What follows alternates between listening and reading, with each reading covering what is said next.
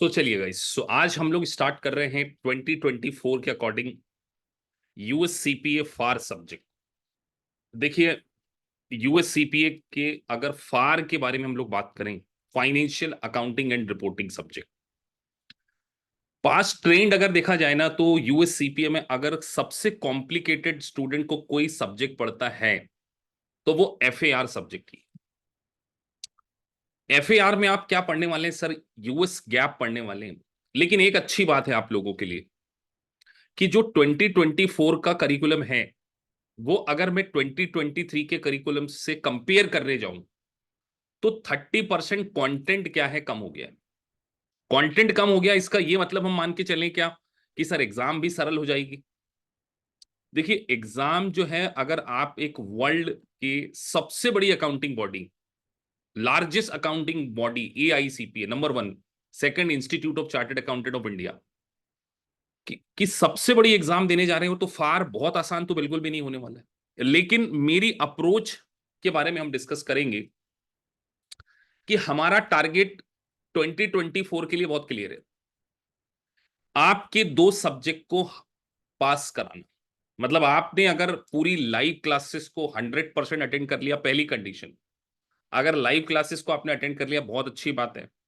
Live class में आप attend नहीं भी कर पाते हैं, आप क्या कर सकते हैं, रिकॉर्डेड सेशन भी ले सकते हैं। जो मैं लाइव पढ़ा रहा हूं, जैसे मैं लाइव पढ़ा रहा हूं अभी आपको, इसी रिकॉर्डिंग, इसी का आपको रिकॉर्डेड वर्जन भी मिलेगा हमारे एलएमएस में। इस बैच का नाम है प्रीमियम मेंटोरशिप। अब इसके साथ में प्रीमियम वर्ड और मैंने जोड़ दिया, क्योंकि अब हम कुछ और भी आपको एडिशनल फीचर्स प्रोवाइड करने वाले हैं। हर साल कुछ ना कुछ अपने अपने आप को अपग्रेड करना ही पड़ता है। तो इस बैच का रिजल्ट 95% से भी ज्यादा है, लेकिन एक आध कोई स्टूडेंट एक आध बार कोई एक आध सब्जेक्ट में अगर नहीं होता है, तो इसलिए मैंने इसको 95%। प्रूवन ट्रैक रिकॉर्ड, फार में तो 100% रिजल्ट है। तो सर आप लोग पास डेफिनेटली होंगे, लेकिन कुछ कंडीशंस हैं। तो अभी मेरे हिसाब से पूरे स्टूडेंट तो नहीं आए आज, अभी सिर्फ 57 समथिंग स्टूडेंट है जो लेट आ रहे हैं। अभी जस्ट मैंने स्टार्ट किया सेशन। तो 95% बच्चे इस सीपीए को हमारे इंस्टीट्यूट से पास कर लेते हैं। और इस बात के लिए मैं बहुत कमिटेड हूं कि आप अगर मेरी बताई हुई प्रोसेस को फॉलो करेंगे, तो डेफिनेटली 2025 में आपके पास यूएससीपीए का एक वर्ल्ड क्लास डेजिग्नेशन आने वाला है, और वो भी बहुत ज्यादा दूर नहीं है। आज हम 1 मई को बैठे हुए हैं। अगर आप डेडिकेशन के साथ में पढ़ाई करेंगे, मोस्ट प्रोबेबली जून जुलाई तक आपके पास यूएससीपीए का डेजिग्नेशन आ जाएगा, इतना मैं श्योर हूं। अब सर रिजल्ट 95% है, तो अब मैंने इसमें एक नया फीचर और जोड़ दिया है। आप देख रहे होंगे 30 hour fundamental session for specifically for USCPA student. मतलब अब मैं आपके बेसिक्स के ऊपर और भी ज्यादा डिटेल में काम करने वाला हूं। अब पहले भी हम करते हैं, लेकिन इस बार हम और भी ज्यादा, क्योंकि पहले हम आपको बेसिक फंडामेंटल प्रोवाइड करते थे तो उसके मॉक टेस्ट नहीं लेते थे। मैंने आपको पढ़ा दिया, मैंने अपनी ड्यूटी पूरी कर दी। लेकिन अब मैं ये भी देखना चाहता हूं कि मैंने अगर आपको पढ़ाया है, तो क्या आप भी उस प्लेटफॉर्म पे पहुंच पाए कि नहीं पहुंच पाए। तो ये बेसिक फंडामेंटल की जो वर्कशॉप होगी हमारी मेन करिकुलम से अलग होने वाली है, जो मैंने आपको हमारी वीकेंड बेसिस का टाइम बताया हुआ है सीपीए की फार का। उसके अलावा एडिशनल सेशन होंगे 30 घंटे के। कितने लोग लाइव क्लास में आएंगे, पहले तो मैं थोड़ा सा जानना चाहता हूं कि कितने लोगों को लगता है कि सर हमें लाइव क्लास में आना चाहिए। ये लाइव क्लास में आप अगर आते हैं तो आपको बहुत ज्यादा बेनिफिट मिलेगा, क्योंकि यहां आप से मैं बहुत सारे क्वेश्चन भी पूछूंगा और मैं आपका लाइव टेस्ट करवाऊंगा। जैसे लेट से मैंने आपको जनरल एंट्री समझाई किसी कॉम्प्लिकेटेड टॉपिक की, लाइक बॉन्ड अकाउंटिंग की, मैंने आपको बेसिक्स में जनरल एंट्री समझाई। उसके बाद इमीडिएटली 10 मल्टीपल चॉइस क्वेश्चन मैं आपसे करवा लूंगा, और मैं आपको कुछ जनरल एंट्रीज दूंगा। वो आपने मुझे असाइनमेंट के रूप में भेजना पड़ेगा। तो जैसे हम अपनी इंडियन स्टाइल में नहीं पढ़ते थे, जैसे आप अपनी एलिमेंट्री एग्जाम में पढ़ते होंगे, आपको टीचर पढ़ाते थे, टीचर आपकी कॉपी चेक करते थे, आपके ऊपर काम करते थे। इंटरनेशनली ऐसा नहीं होता। टीचर ने लेक्चर डिलीवर किए, क्योंकि अब वर्चुअल वर्ल्ड आ गया है, उनके एलएमएस में रिकॉर्डेड लेक्चर आपने देख लिए, टीचर को आपका नाम भी नहीं पता होता कि आप किसको पढ़ा रहे हैं। लेकिन यहाँ ऐसा नहीं होगा। इस सेशन में स्पेसिफिकली मैं हर बच्चे से बात करूंगा, उसकी परफॉर्मेंस को देखूंगा सॉफ्टवेयर में। स्पेसिफिकली ये पहले 30 लेक्चर्स के बारे में मैं बात कर रहा हूं। उसके बाद इसके 3 मॉडल टेस्ट पेपर भी मैंने बनाए हैं।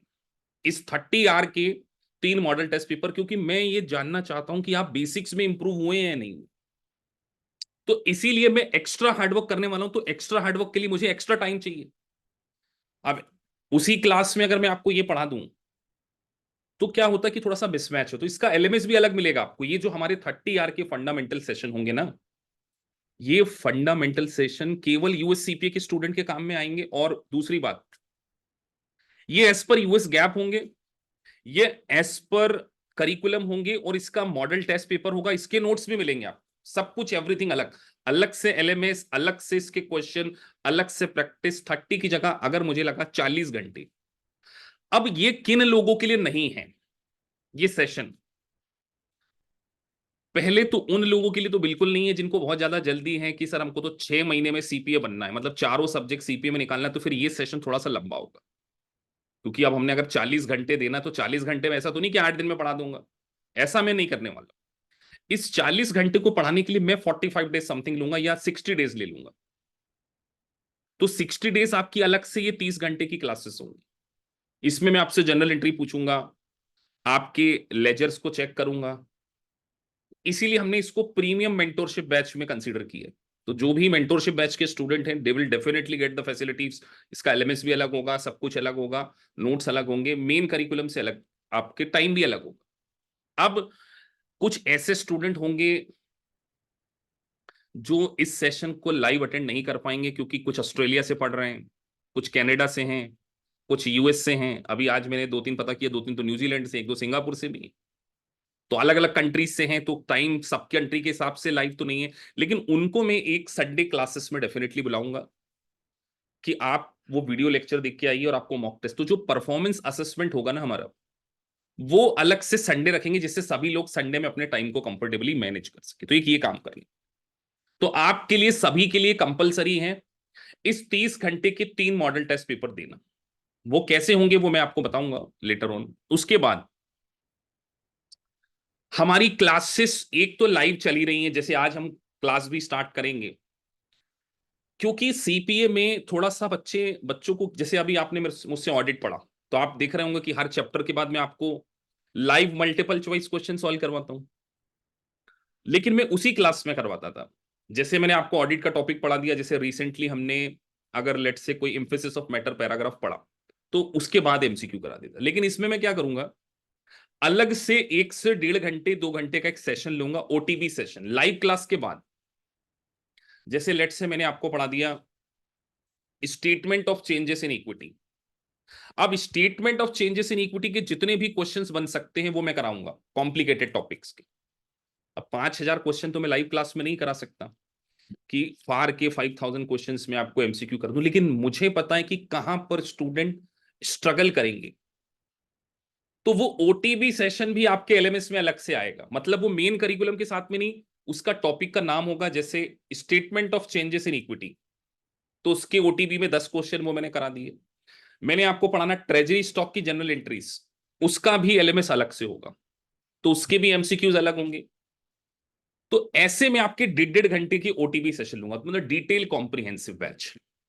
बिकॉज एक मिशन पे है ना, मिशन 100% टच करना। एक बार इच्छा है कि क्लास में जैसे अभी कितने बच्चे बेटे 63, ये 63 अगर एक साथ पास हो जाएं, एक ही अटेम्प्ट में पास हो जाएं, तो मुझे काफी कॉन्फिडेंस आएगा कि यार देखो हमारा 100%, क्योंकि अलग अलग टाइम पे बच्चे एग्जाम देते हैं। तो आपकी एग्जाम का शेड्यूल भी मैं डिजाइन करूंगा। और फिर हम लेंगे सिमुलेशंस के सेशन, वो भी टॉपिक वाइज। इसीलिए फार में आपका टाइम थोड़ा सा ज्यादा जाएगा, केवल संडे सैटरडे मैनेज नहीं हो पाएगा, अदर डेज में हमें इस क्लास को लेना पड़ेगा। लेकिन जो स्टूडेंट लाइव नहीं आ सकते, सर हम तो वर्किंग प्रोफेशनल हैं, हम तो काम में बहुत ज्यादा स्टक करे हैं, कोई हाउस वाइफ होंगे, सर हमें बेबी को टेक केयर करना, क्योंकि बहुत सारी मदर्स हाउस वाइफ भी हमसे क्लासेस लेते हैं। तो इसीलिए उन सेशन का रिकॉर्डेड सेशन आपको मिलेगा, वो आपको देखना है। तो ये भी हमारी क्लास में होने वाला है। तो मैं आपको बता दे रहा हूं, एक तो हमारी लाइव क्लास जो चल रही है वो सेशन, ओटीबी सेशन अलग से होगा, अलग से एलएमएस भी अलग आएगा, सिमुलेशंस भी अलग से आएंगे। तो ये 3 सेशन हम पढ़ने वाले, 3 नहीं 4, 30 आवर के fundamentals, live session, OTB session, simulations. तो 4 प्रकार के फार में आपको पढ़ाया जाएगा। उसके बाद हम बात करें performance reviewal is a very very important. देखिए, सॉफ्टवेयर को अगर आपने गलत तरीके से यूज किया, अच्छा जो ऑडिट पढ़े हैं, अब एक तो बात समझ में आ गई होगी कि सर सॉफ्टवेयर का प्रॉपर यूटिलाइजेशन इज मस्ट है। जो पिछले बैच में मेरे साथ ऑडिट में थे, जो अब जून जुलाई में एग्जाम देंगे, उनको ये आइडिया डेफिनेटली लग गया होगा कि सर सॉफ्टवेयर का सही यूज ऑडिट से ज्यादा फार में और भी इंपॉर्टेंट है। तो वो भी हम परफॉर्मेंस रिव्यूअल के दौरान इसको डिस्कस करेंगे। और आप में से अगर मैं आप लोगों से एक फीडबैक पूछना चाहूं, कितने घंटे की स्टडी आप लोग रेडी हैं करने के लिए डेली? जरा मुझे बताइए चैट बॉक्स में लिखकर कि सर हम इतने घंटे पढ़ पाएंगे। क्योंकि कुछ ऐसे बच्चे होंगे ना जो बोले सर आधा घंटा पढ़ेंगे हम डेली। कितना ईमानदारी से पढ़ेंगे डेली? जरा लिखते जाओ। ईशा लिख रहे हैं 4 to 5 आवर्स, आकांक्षा 1.5 से 2 घंटे, नीरू 6 to 7 आवर, नवदीप, नेहा यादव 4 घंटे। रेगुलर रह जाओगे आप सभी लोग?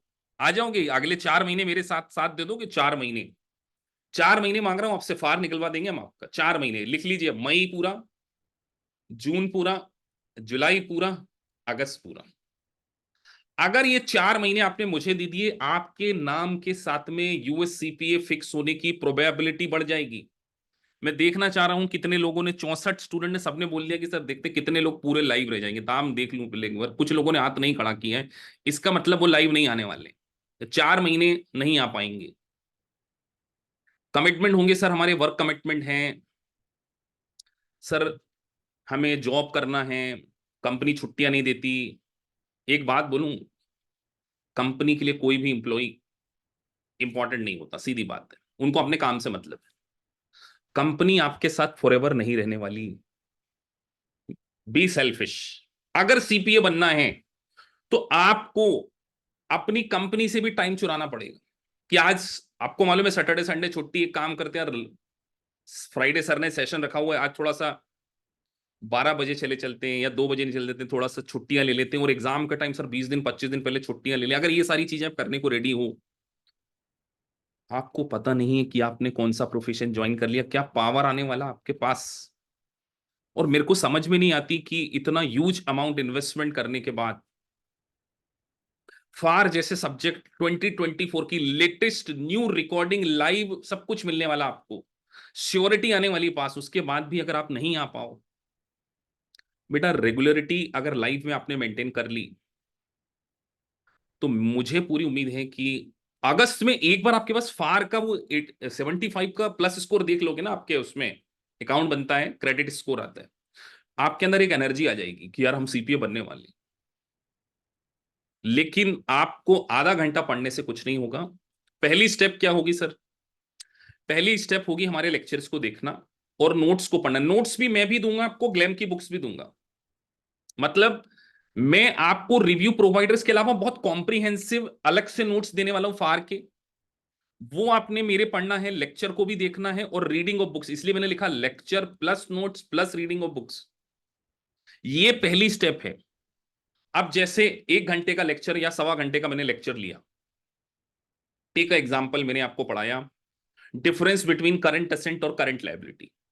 अब 1 घंटे का लेक्चर आपने देख लिया, नोट्स आपने पढ़ लिए, रीडिंग ऑफ बुक्स भी आपने कर ली, सीधे जंप करना है 1.5 घंटा एटलीस्ट एमसीक्यू। तो मेरा एक हर स्टूडेंट से एक रिक्वेस्ट है, at least 1.5 hour spent on MCQ session daily. 1.5 घंटे से कम, वर्किंग प्रोफेशनल्स 1 घंटा मेरी क्लास देख लीजिए, 2.5 घंटे आप अगर मिनिमम पढ़ेंगे, मिनिमम, ये मिनिमम है, तो पास होने की प्रोबेबिलिटी आपकी अगले 4 महीने में 5 महीने में फार को पास करने की है। और संडे सैटरडे कोशिश कीजिए कि सिमुलेशंस में थोड़ा सा एक्स्ट्रा टाइम दे दीजिए, तो इस तरीके से आप लोग पास हो जाएंगे। अब हम कुछ चीजें यहां पर डिस्कस करेंगे। तो मेरी, अच्छा बहुत सारे स्टूडेंट जो हैं मुझे लाइव दिख रहे हैं, अदर इंस्टीट्यूट के हैं, अब उनके पास ग्लैम सॉफ्टवेयर नहीं होगा, ऐसे बहुत सारे स्टूडेंट। पर हम तो पढ़ाएंगे ग्लैम से। बहुत सारे लोग बेकर लेके फंस गए सर, हमने वो दूसरे इंस्टीट्यूट का वो ले लिया, नाम नहीं लेंगे क्योंकि पब्लिक प्लेटफॉर्म पे जाएगा ये। तो क्वेश्चन बैंक जो मैं आपको करवाऊंगा वो हम ग्लैम सॉफ्टवेयर से ही कराएंगे, क्योंकि बहुत सारे लेक्चर, अब हर महीने 20-25 लोग तो सिर्फ रिकॉर्डिंग लेक्चर हमारी लेते हैं, वो लाइव में आते ही नहीं है। बोले सर हमने वो सॉफ्टवेयर खरीद लिया, तो वहां तो हमारे 1-1.25 लाख वेस्ट हो चुके हैं, अब आपकी फीस भी आपको देना पड़ेगी, तो हमें केवल रिकॉर्डिंग दे दो।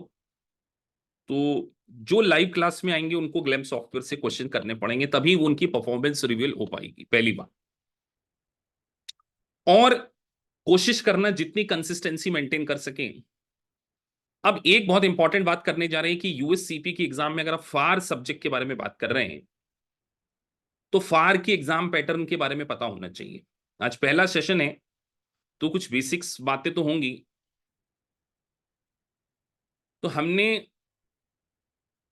फार सब्जेक्ट के बारे में बात करना है। स्क्रीन विजिबल है आपको सभी को? एक बार चैट बॉक्स में लिख देना।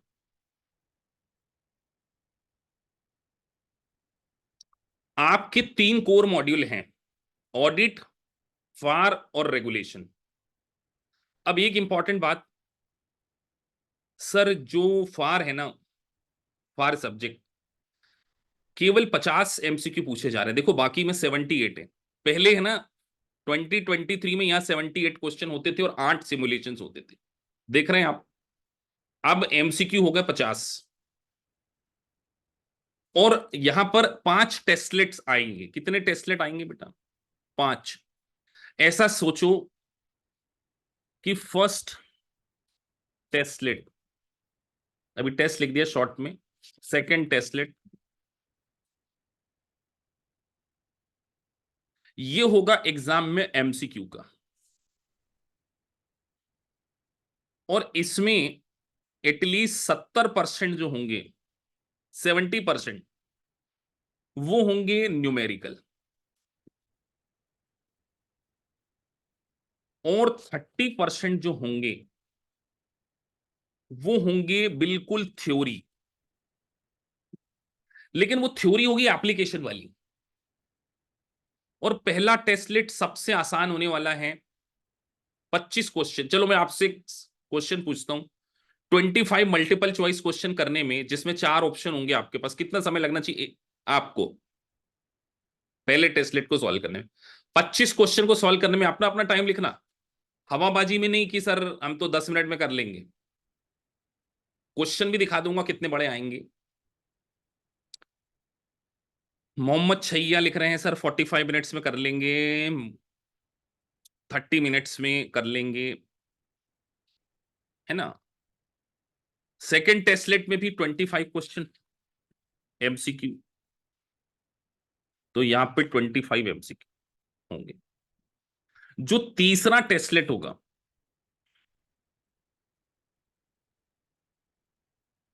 वो होगा सिम्स का, उसमें आएंगे 2 सिमुलेशन, 2 सिमुलेशन आएंगे। फोर्थ टेस्टलेट होगा, बस अब यहां पर हमें रुकना है पहले,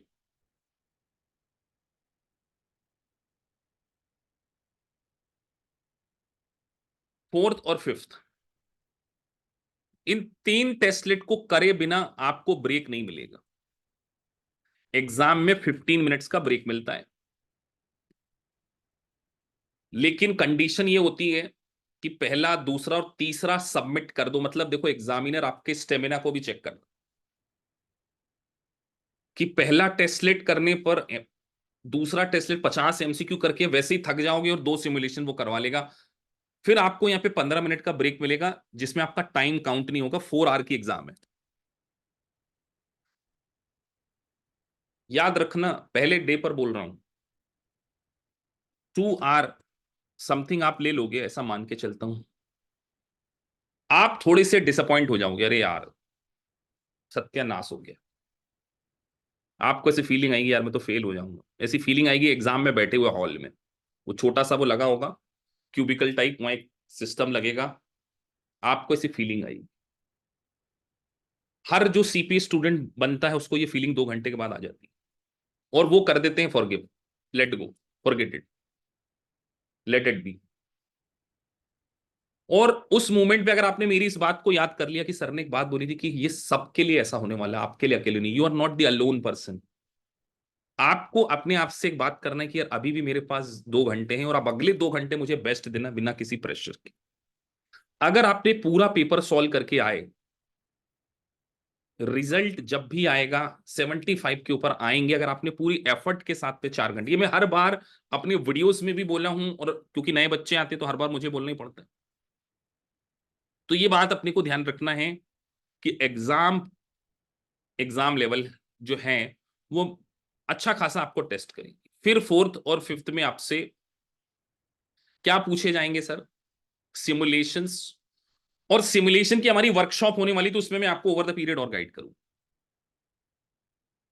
अच्छा, ये सभी तो आप मानते हो ना कि सर यूएस सीपीए हमारी लाइफ में बहुत बड़े लेवल का चेंज लेकर आता है, ये मानते हो कि नहीं मानते? ये एक्नॉलेज होना चाहिए। मतलब जब मैं अपना चार्टर्ड अकाउंटेंसी कोर्स 2007 में कर रहा था ना, तो मैं तो बहुत इंजॉय करता था। मैंने यार, व्हाट अ प्रोफेशन, क्या भगवान, आई एम ब्लेस्ड कि यार मैं सीए पढ़ रहा हूँ, मैं चार्टर्ड अकाउंटेंट बनूंगा, मेरी जिंदगी में इतना बड़ा ट्रांसफॉर्मेशन आएगा। मैं सोच के स्माइल करता था, उस इंजॉय करता था उस मोमेंट को। और मैंने उसी दिन क्लास में बैठे बैठे अपना एक ईमेल आईडी बना दिया था, iamca@gmail.com। इतना एक्साइटेड हो गया था पहली क्लास में। जिस दिन मैंने सीए की क्लास अटेंड की थी, मैंने अपने नाम का ईमेल आईडी बना दिया iamca@gmail। और वो आज भी मेरे साथ हैं, I am a chartered accountant. तो आपको, और सच में आपको बहुत कुछ देने वाला है सीपी। मतलब मेरे को तो एक्सपेक्टेशन से ज्यादा मिल गया, मतलब आप एक्सपेक्टेशन से भी कहीं ज्यादा सीए ने दे दिया। तो ऐसा आपके साथ हो सकता है, और बहुत जल्दी हो सकता है, 1-2 साल के अंदर। लेकिन उसके लिए हार्डवर्क करना पड़ेगा। सच बोल रहा हूं कि अगर आपने हार्डवर्क कर लिया तो ये क्लास आपको सीपीए बनाने में पूरी जान लगा देगी, क्योंकि सीपीए मेरे लिए एक मेडल होता है। तो ये मैं बात आपको सिर्फ पहले दिन नहीं, आगे ओवर द पीरियड भी कहते रहूंगा, जिससे आप रेगुलर क्लास में रहें। तो चलिए आज से हम स्टार्ट करते हैं डे 1। आज हम बहुत सारी बेसिक चीजों के ऊपर फोकस करने वाले हैं। मतलब आज हमें कुछ पढ़ना भी है। तो आज हमारा फोकस बहुत ही बेसिक लेवल लेकिन बड़ा इंपॉर्टेंट लेवल पर होने वाला है। आज जो हम पढ़ेंगे उसके बेसिस पे हम कुछ एप्लीकेशन भी सीखेंगे। आज जो अगली 40 मिनट की क्लास जो है वो आपको बहुत कुछ सिखाने वाली है। तो आज मैं आपको बेसिक टर्म सिखा रहा हूं। आपको लग रहा होगा सर क्या बेसिक टर्म में इतना सा लिखा हुआ है, करंट एसेट और करंट लायबिलिटी, तो बहुत सरल होगा सर। ऐसा देख के फीलिंग आ रही होगी आप। करंट एसेट्स और करंट लायबिलिटी के बीच में डिफरेंसेस है ना। पहला आज हम जो समझने जा रहे हैं, बिल्कुल बेसिक लेवल की टर्मिनोलॉजी को समझने जा रहे हैं। करंट एसेट और करंट लायबिलिटी में डिफरेंस। एक बात स्टार्टिंग द लेक्चर, यूएससीपी के एग्जाम को समझना आसान है, लेकिन इसका जो एग्जाम है वो काफी टफ होता है। मतलब जब बच्चे बोलते सर समझ तो सब आया, पढ़ भी सब लिया, लेकिन कई माइन्यूट माइन्यूट चीजें ऐसी होंगी जिसके कारण इसका जो एग्जाम लेने का तरीका है वो काफी कॉम्प्लिकेटेड हो जाता है। तो आज मैं आपको ये साबित करके दिखाऊंगा इस छोटी सी डेफिनेशन में कि डिफरेंस बिटवीन करंट एसेट और करंट लायबिलिटीज। तो एग्जाम में थोड़ी थ्योरी भी होती है। तो करंट एसेट्स बैलेंस शीट में आती है। अब मैं अगर आपसे पूछूं, current assets is an real account, nominal account और पर्सनल अकाउंट, तो आप क्या बोलेंगे? चलिए बेसिक से, बिल्कुल मैंने आपसे 2 क्वेश्चन पूछे, जरा सोच के देना आंसर। ऐसा नहीं है कि आपने देना शुरू कर दिया। देखिए सब लोग आंसर दे रहे हैं, सुप्रोटिक लिख रहे हैं रियल, दीपक लिख रहे हैं real, Gagandeep real, real, real, real. अब देखिए आप में से सभी लोग गलत हो गए, पता है। देखो एक सही हो गया, एक थे निगम। अब निगम या तो सीए स्टूडेंट हो सकते हैं, लेकिन उन्होंने थोड़ा सा सोच के दिया आंसर। आप सब लोगों ने रियल रियल बोल दिया। पहले पहले घंटे में, पहले 5 मिनट में आपके क्वेश्चन गलत हो गए। कई बच्चे बोल बैठे नॉमिनल। करंट एसेट्स में 2 प्रकार के अकाउंट आते हैं, एक होता है रियल और एक होता है पर्सनल। क्योंकि बैलेंस शीट में कोई भी अगर अकाउंट आएगा, एक बात आपको ध्यान रखना है कि अगर हम बैलेंस शीट की बात कर रहे हैं, बैलेंस शीट की, तो बैलेंस शीट में अगर हम करंट एसेट के बारे में बात कर रहे हैं तो जितने भी बैलेंस शीट के अकाउंट होते हैं वो दो ही प्रकार के होते हैं, एक होता है रियल और एक होता है पर्सनल। तो आपसे अगर एग्जाम में एक यही क्वेश्चन पूछ लिया जाता तो आप में से कुछ बच्चे गलत हो जाते। अब ये तो सर आपको 12th क्लास में पढ़ाया गया होगा, रियल और पर्सनल। अब करंट एसेट्स बैलेंस शीट के हर अकाउंट में या तो पर्सनल हो सकता है या रियल हो सकता है। नॉमिनल अकाउंट जो होते हैं, नॉमिनल अकाउंट हमेशा इनकम स्टेटमेंट के होते हैं। तो जो बच्चे नॉमिनल बोल रहे थे पहले, तो वो ये देखें कि क्या current assets profit and loss account का पार्ट है, नॉट एट ऑल। ठीक है सर, ये बात हमको समझ में आ गई कि आपने हमें बता दिया कि बैलेंस शीट में आते हैं। अब करंट एसेट्स की अगर डेफिनेशन को पढ़ने जाएं तो करंट एसेट्स की डेफिनेशन अपने आप में बहुत कुछ बोलती है। करंट एसेट्स का मतलब अगर मैं बिल्कुल सिंपल टर्म में बोलूं, current assets which can be realise in a cash within 1 year और operating cycle whichever is longer. मतलब करंट एसेट्स का मतलब ये होता है कि जो कैश में रियलाइज हो जाए आपको 1 ईयर और ऑपरेटिंग साइकिल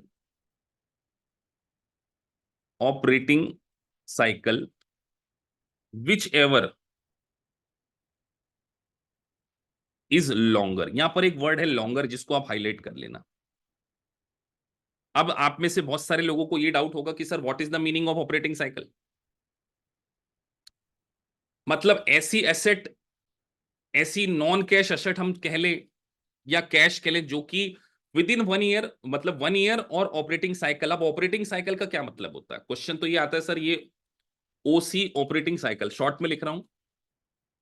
ऑपरेटिंग साइकिल का मतलब होता है जब कंपनी अपने रॉ मटेरियल को, एक तरीके से अगर हम देखें, मतलब किसी रॉ मटेरियल को कन्वर्ट कर लेती है कैश, ये पीरियड। जैसे मैं आपसे और सिंपल बोलूं, सबसे पहले आप क्या करोगे, रॉ मटेरियल बाय करोगे ना।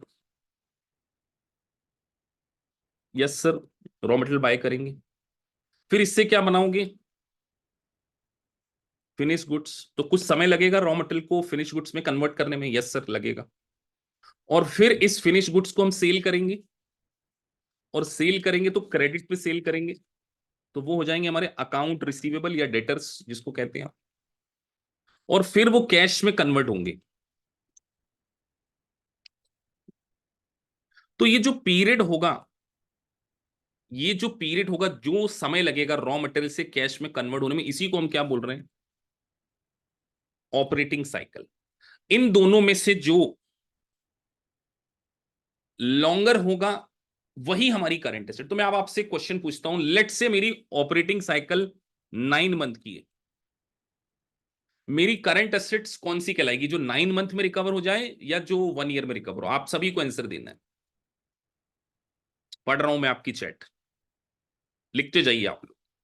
मेरी ऑपरेटिंग साइकिल का पीरियड है 9 मंथ। अब अगर करंट एसेट्स के लिए पीरियड 9 मंथ देखा जाए या 12 मंथ देखा जाए, तो तो मैं अगर आपसे एक और क्वेश्चन पूछूं, मेरी एक एसेट जो है वो 11 मंथ में कन्वर्ट होती है, तो ऑब्वियस सी बात है वो मेरी करंट एसेट्स होगी, क्योंकि करंट एसेट्स तो मेरा मैक्सिमम पीरियड तो 12 मंथ का हो सकता है ना। तो अगर मेरी करंट एसेट्स, मतलब अगर मैंने डेटर्स को बेचा, सेल किया, और वो बोले कि यार हम आपको 11 मंथ में देंगे पेमेंट, तो ये आपके लिए क्या है, करंट एसेट है या नहीं है। मैं आपसे पूछ रहा हूं, यस और नो। बहुत सिंपल से क्वेश्चन पूछ रहा हूं, अभी इसमें उलझाएंगे ना आपको, एमसीक्यू कराएंगे तो according to all of you this is your current assets. किसी को कोई डाउट इसमें कि सर ये मेरी करंट एसेट्स है, क्योंकि 11 मंथ में मुझे मेरे डेटर्स से, मुझे अकाउंट रिसीवेबल से पैसा मिल गया। चलिए अब इसको थोड़ा कॉम्प्लिकेटेड करते। कॉम्प्लिकेटेड, एक कस्टमर है, उससे आपने एक टर्म्स की गुड्स बेचने की, आपने उसको गुड्स बेचा $500,000, हिंदी में $5 लाख। ये माल आपने बेचा, उसने बोला यार ये जो पैसा मैं आपको दूंगा ना,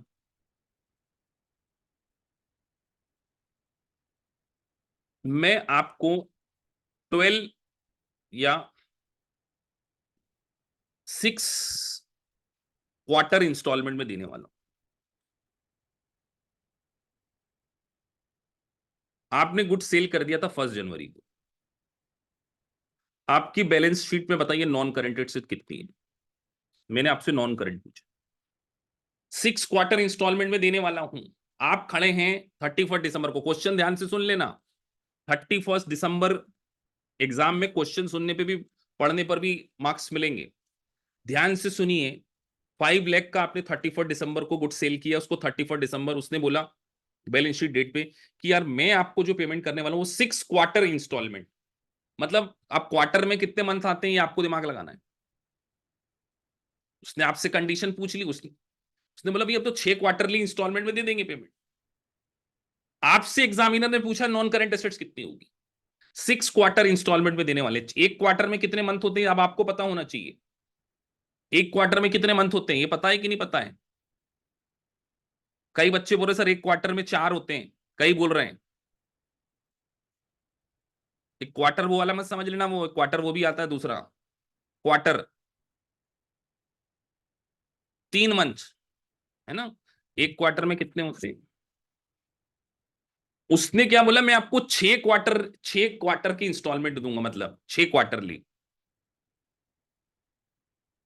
तो आपको बताना है करंट वर्सेस नॉन करंट। देखो एग्जामिनर हो गए ना tough question, current versus non. अब आप अपने अपने आंसर लिखो बेटा, फिर देखते कि आप लोगों को बेसिक्स सबको मौका दिया है। तो सर 31 दिसंबर पे खड़े हैं, यहां पे ले लेते बेटा 31 दिसंबर 2023 को खड़े। तो एक साल में कितने क्वार्टर होते हैं मैं आपसे पूछूं, एक साल में कितने क्वार्टर होते, 4 होते हैं ना। तो ऑब्वियस ही बात है आप इतना सा काम कर सकते थे कि सर ये $5 लाख है, अगले साल तक अपने को 4 मिल जाएंगे डिवाइडेड बाई 6। तो this is your current portion, और रेस्ट होगा 5 लाख माइनस दिस।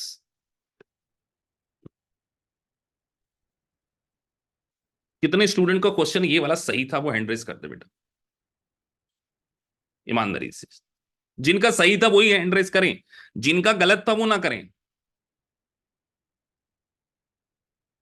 आकांक्षा, जिनका ईमानदारी, झूठ नहीं चलेगा। पहले दिन ही टीचर से झूठ बोल दिया तो गलत काम हो जाएगा, टीचर को पता ही नहीं चलेगा कि किसको आ रहा है किसको नहीं आ रहा है। देखो मेरी क्लास की ब्यूटी यही है, फीडबैक लेते रहूंगा मैं आपसे, ऐसा नहीं कि हम ही पढ़ा रहे हैं हम ही समझ रहे हैं।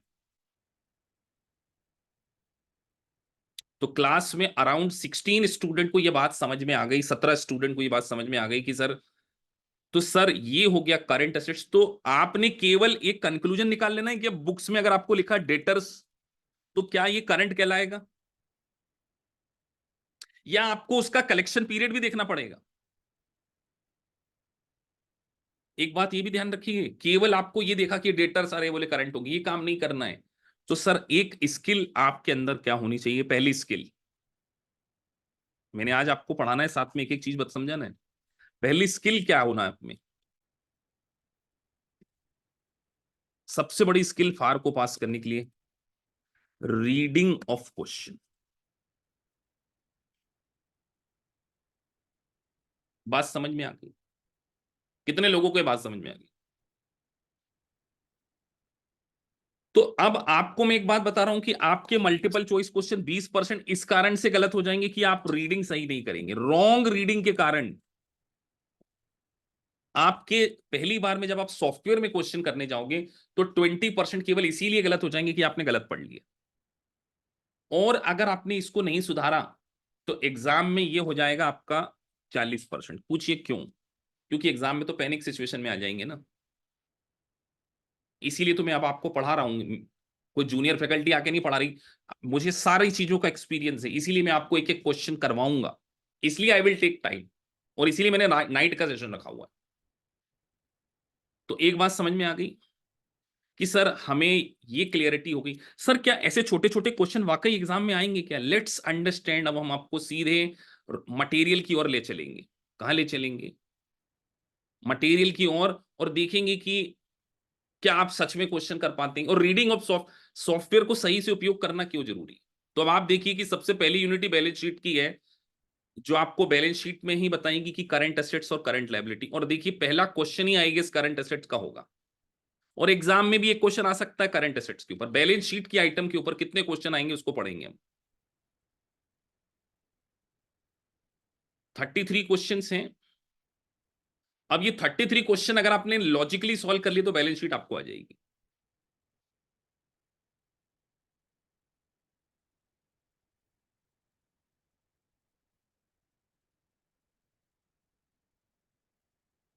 अब एक क्वेश्चन मैं आपके सामने डिस्कस करूंगा, इस क्वेश्चन को मैं करवा रहा हूं सैंपल के तौर पे, क्योंकि मुझे आपको करंट एसेट्स पढ़ाना है।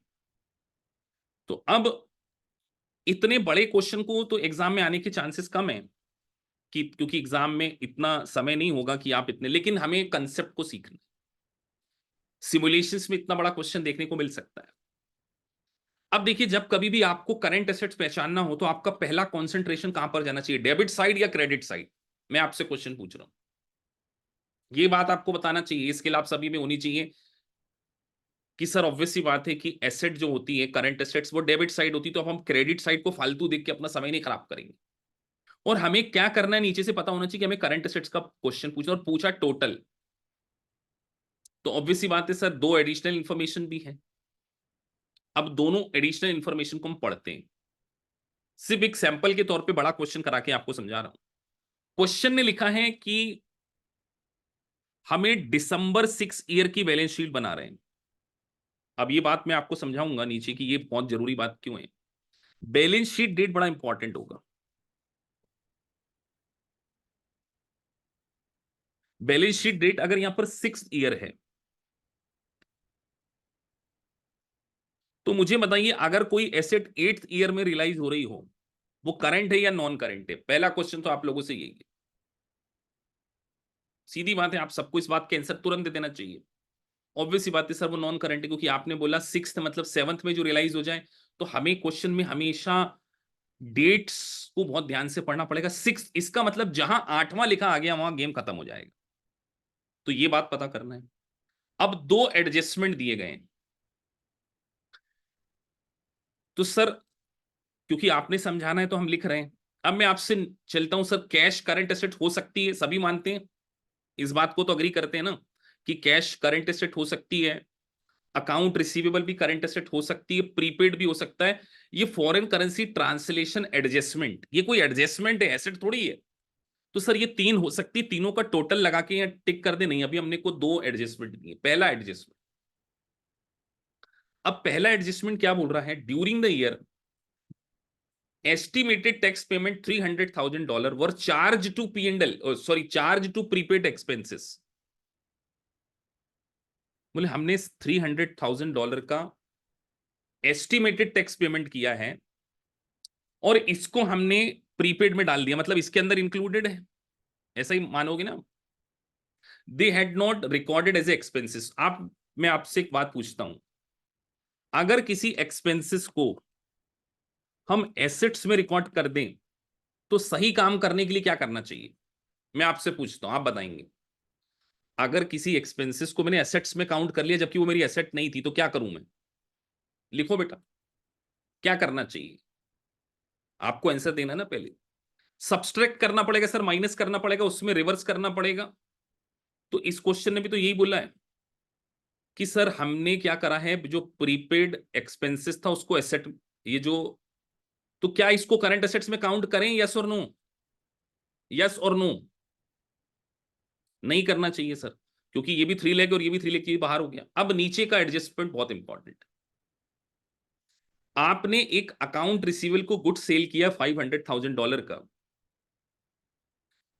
और उसकी स्पेशल टर्म्स क्या है कि वो आपको इक्वल सेमी इंस्टॉलमेंट देने वाला है, और अप्रैल और अक्टूबर में आपको 125 मिलने वाले हैं। तो देखो यहां पर ध्यान से पढ़ो कि अकाउंट रिसीवेबल है $500,000, मतलब ये अकाउंट रिसीवेबल है, इसके अंदर ये 5 लाख इंक्लूडेड हैं, और जिसमें से 125 अप्रैल में मिलेगा और अक्टूबर में 125 मिलेगा। तो वो कितना नॉन करंट होगा और कितना करंट होगा, ध्यान से समझिए। कॉम्प्लिकेटेड क्वेश्चन मैंने बोला ना मैं करवाऊंगा आपको। आपकी बुक्स में अकाउंट रिसीवेबल आ रहा है 16,50,000, उसमें एक ऐसा 5 लाख जुड़ा है जिसका 125 अप्रैल में मिल जाएगा,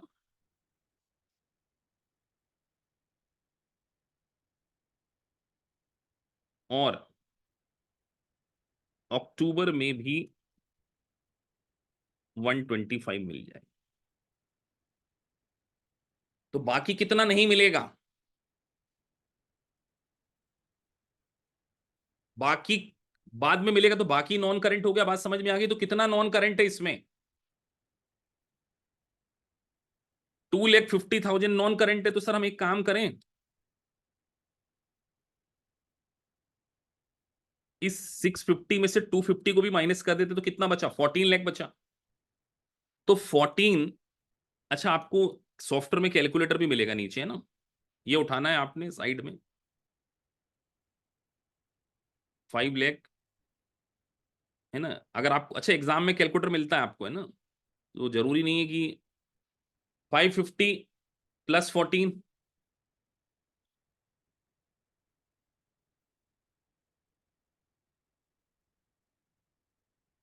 90 लाख। ये तीन तो नहीं होगा, तो आपका करेक्ट आंसर क्या होगा यहाँ?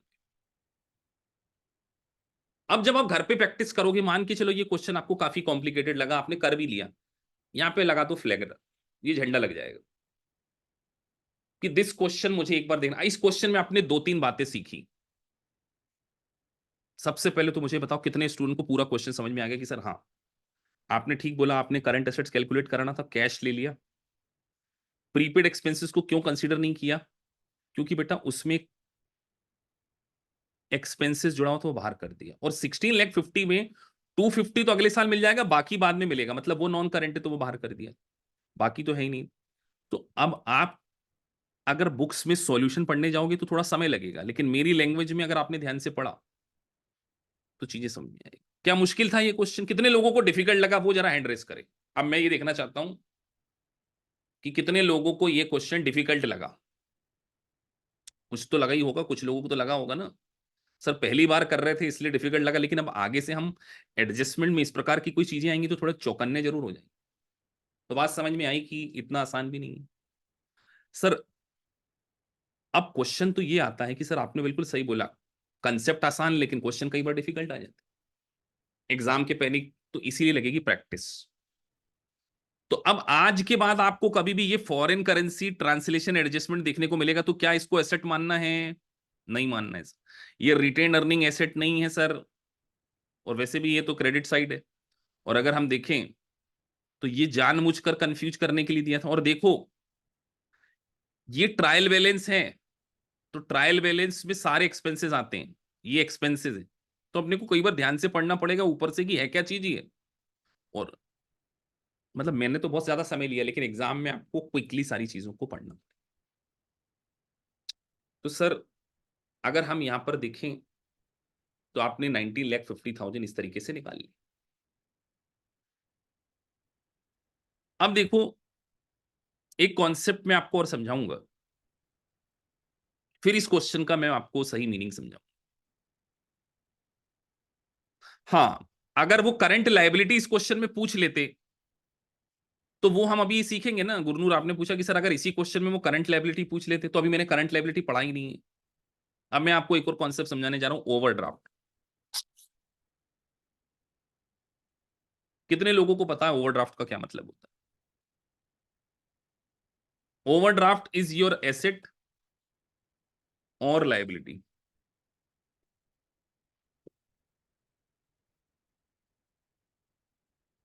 सबसे पहले तो सर ओवर ड्रॉ कर लिया, मतलब हमारे बैंक में पैसा पड़ा था, फंड था 10,000 का, और मैंने ओवर ड्रॉ कर लिया 15,000 का। तो बताइए ओडी कितना है मेरा?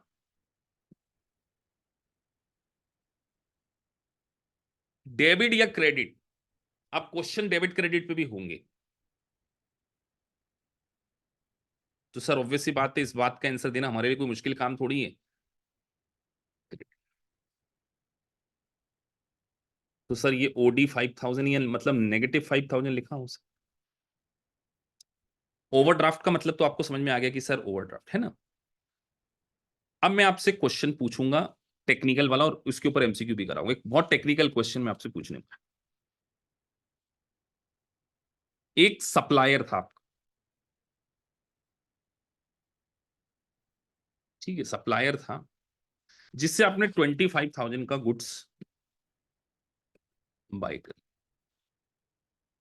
ये कॉन्सेप्ट मैं आपको समझा रहा हूं। तो आपकी बुक्स में एक लाइबिलिटी आ गई कि नहीं आ गई? ये सब मानते हैं कि सर गुड्स बाय किया तो एक लाइबिलिटी बुक्स में आ गई हमारी। क्लियर है सभी को? और ये गुड्स हमने लेट्स से उससे बाय किया था जनवरी में। हमने 31 जनवरी को एक चेक साइन किया, सिग्नेचर कर दी उस पर, और अकाउंट में जनरल एंट्री कर दी। मैं आपको समझा रहा हूं, फिर अभी आपसे देखूंगा कि आप इंग्लिश भी ठीक से पढ़ते हो कि नहीं। अभी तो मैं आपको समझा रहा हूं। 31 को एक चेक साइन किया और एक जनरल एंट्री भी पास कर दी 31 जनवरी। ध्यान से सुनना, फिर आप बताओगे। थोड़ा कलर चेंज कर लेते हैं, दिखता रहना चाहिए सबको, इसलिए क्योंकि कई बच्चे मोबाइल में पढ़ते हैं ना, इसलिए। लेकिन ये जो चेक हैं हमने ईमेल किया उसको फरवरी में। चेक कब मेल किया सर उसको? फरवरी। कितने का चेक था? 25,000। तो मैंने अपनी कैश को कम कर दिया होगा, ठीक है। मैंने अपनी कैश को कम कर दिया होगा। ये बात सबको समझ में आ गई कि हाँ सर, अगर आपने चेक मेल किया तो आपने अपने कैश कम कर दिया होगा। अब लेट से मेरी कैश बुक -20,000 दिखा रही है।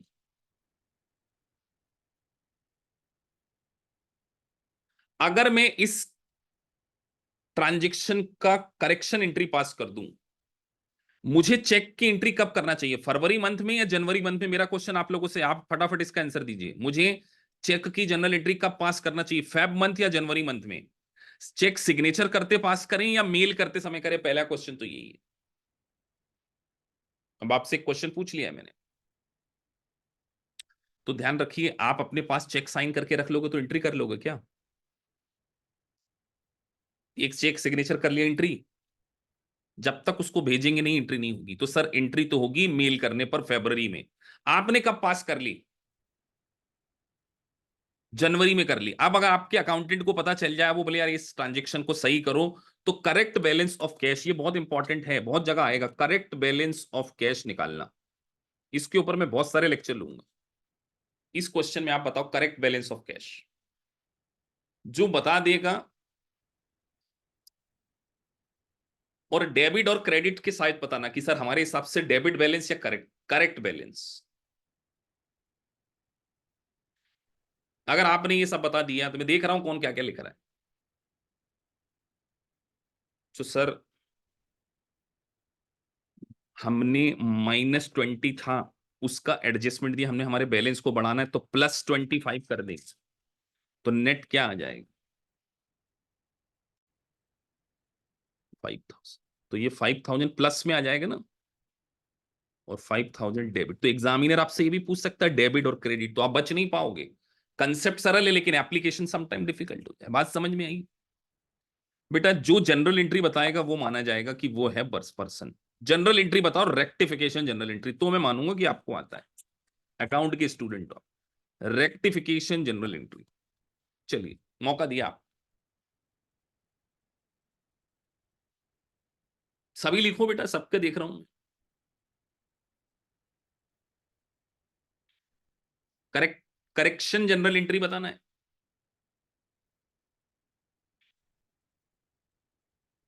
सभी लिखते चलो, मैं देख रहा हूं, सबका पढ़ रहा हूं। मैं जो गलत लिखेगा उसको आइडेंटिफाई कर दूंगा लाइव क्लास में। अच्छा जो रिकॉर्डेड देख रहे हैं देखिए, मतलब इंक्रीज द स्पीड ऑल्सो। वो स्पीड क्या कर सकते हैं, बढ़ा सकते हैं। तो सर करेक्ट जनरल एंट्री होगी, हमने हमारे सप्लायर को बेजबरन डेबिट कर दिया, हमें उसको बढ़ाना पड़ेगा और हमारे कैश के बैलेंस को इंक्रीज करना है। 2 उसको क्या बोलते हैं, अकाउंट्स पेबल बोलेंगे ना। तो अब आप समझ गए कि जनरल एंट्री क्यों आना बहुत अच्छे से जरूरी है।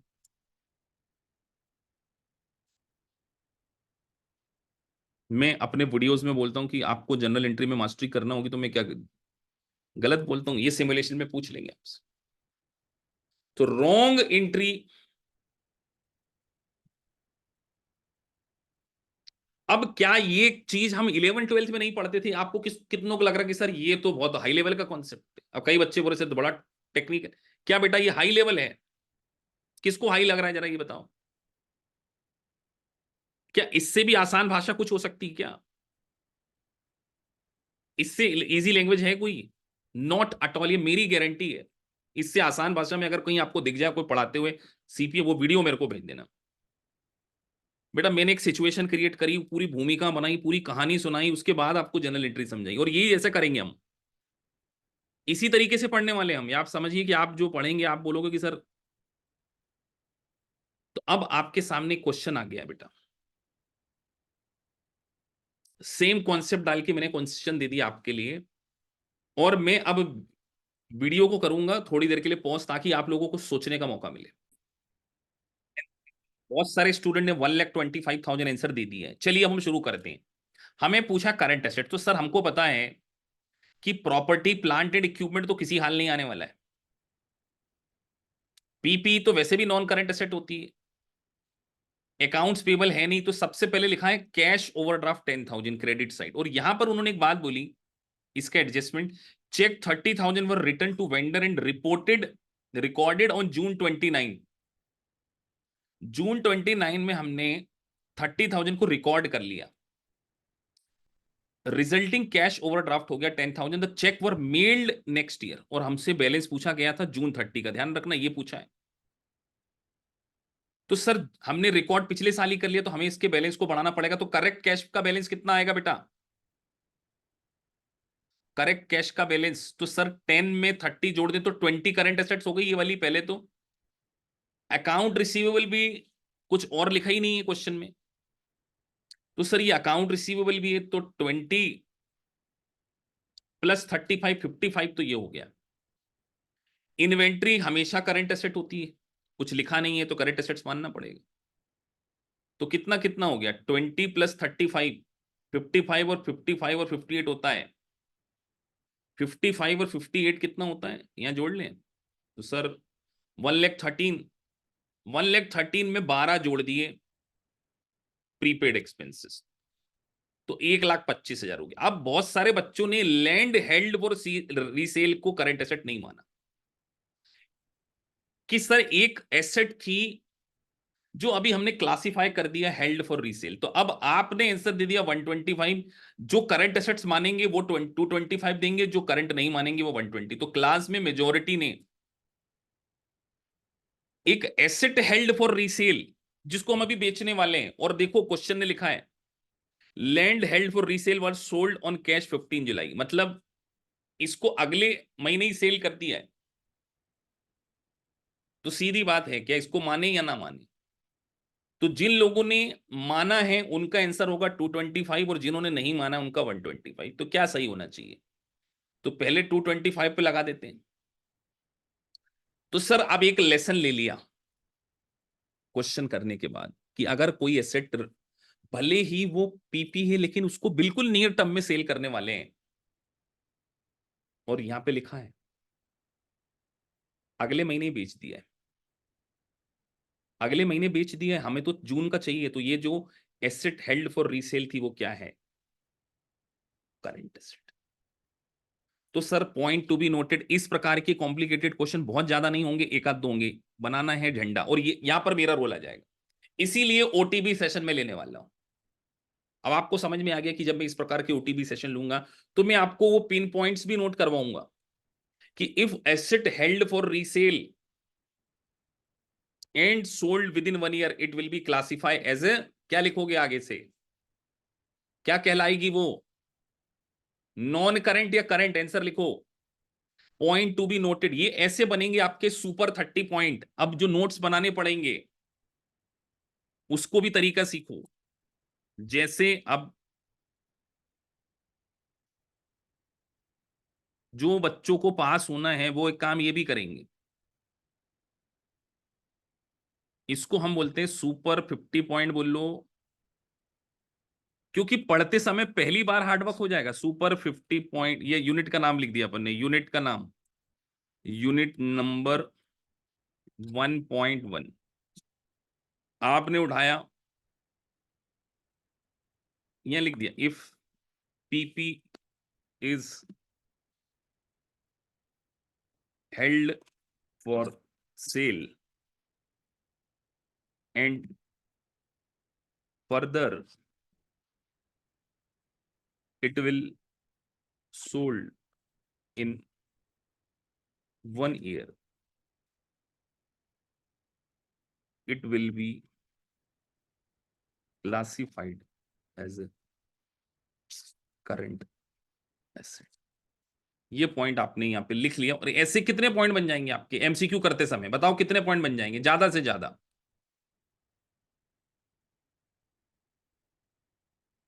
इसको बना दिया अपन ने, ग्रीन कर दिए, ये बन गया एक पॉइंट अपना। अब अपनी लैंग्वेज में लिख लो, जो आपको समझ में आता वो लिखना है।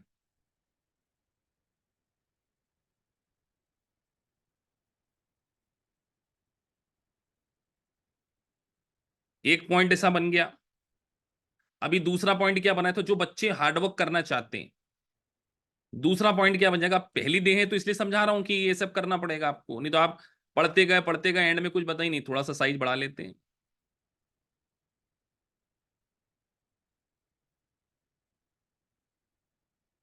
एक पॉइंट आपने और सीखा था अभी आज ही,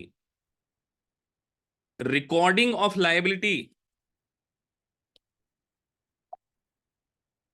किसके बेसिस पे करते हैं? अभी जो आपने पेमेंट किया था ना सप्लायर को, क्या पॉइंट था वो? सप्लायर को पेमेंट करने वाला इंपॉर्टेंट पॉइंट क्या था? मेल बेसिस पे रिकॉर्ड करना है या सिग्नेचर बेसिस पे रिकॉर्ड करना है? सर लास्ट मोमेंट पे भूल सकते हो, आज से 6 महीने बाद ये पॉइंट याद नहीं होगा, लेकिन अगर अपने नोट्स में लिख लिया क्वेश्चन करते हुए, सर ने कराते हुए। फिर तीसरा पॉइंट, सर हमेशा क्रेडिट में ओडी करेक्शन के पॉइंट्स को ध्यान देना है। कितने पॉइंट बनेंगे? सर आपने तो 35 मिनट हमको करंट एसेट्स में निकाल दिए। अब समझ में आ गया कि सिर्फ करंट एसेट्स मैंने आपको क्यों समझा रहा था? आई बात समझ में कि नहीं? CPA is easy, it is difficult to make easy. बस मेरे ये लाइन याद रखना, it is easy but it is sometime difficult to make easy. और इसके लिए आपको पढ़ना पड़ेगा। अब एक स्टूडेंट बोल रहे सर कि हमें 11th और 12th की अकाउंटिंग आनी चाहिए क्या? हाँ 11th 12th तो आना चाहिए क्या, लेकिन मैं आपको सीपीए छोड़कर 11th 12th के लेजर बनाना शुरू कर दूं ऐसे टी शेप लिख के, debit the receiver, credit the giver, what comes in debit, what goes out credit, all the expenses and losses account debit, all the income and gain credit. क्या इससे आप पास हो जाओगे? या मैं इस तरीके से नहीं होंगे, मैं आपको एप्लीकेशन सिखाऊं। दैट्स वाई मेरे जो 30 आवर्स के लेक्चर्स होंगे ना, उसको हम अलाइंड करेंगे हमारे करिकुलम के। दैट्स वाई हमने ऐसे थोड़ी करना है कि एक जूनियर फैकल्टी को लगा दिया, चलो रे भैया वो एलएमएस बना लिया अपना, और उसका नाम दे दिया boot camp of basic classes. आप देखेंगे कई लोगों के एलएमएस में, मैं देख रहा हूं वो लिख रहे हैं boot camp of basic fundamental. अरे ये बूट कैंप कोई जूनियर फैकल्टी पढ़ाएगी, कोई काम नहीं आएगा, क्योंकि यहाँ बूट कैंप क्या काम आएगा? करंट असेट्स तो पहले से पता थी, वो कौन बताएगा आपको कि अगर वो ओडी क्रिएट है तो वो डेबिट एंट्री सर ने बता दी, क्रेडिट से डेबिट मार दिया। तो ये इसके लिए नॉलेज लगता है, उसके लिए वही पसंद कर पाएगा जिसने सारे एमसीक्यू सॉल्व किए हो, सारे सिमुलेशन सॉल्व किए। आपको इस लेवल पे पहुंचना पड़ेगा। तो आज डे 1 था जिसमें हमने बहुत कुछ सीखने की कोशिश की। अब आपको सर ये रिकॉर्डिंग कहां पर देखने की मिलेगी? अब आपका अगला क्वेश्चन तो ये होगा कि सर ये लेक्चर भी तुमको रिवाइज करना होगा ना, बहुत सारे बच्चों का क्वेश्चन, जो नए स्टूडेंट होंगे उनके लिए। तो अब हम आपको कहां पर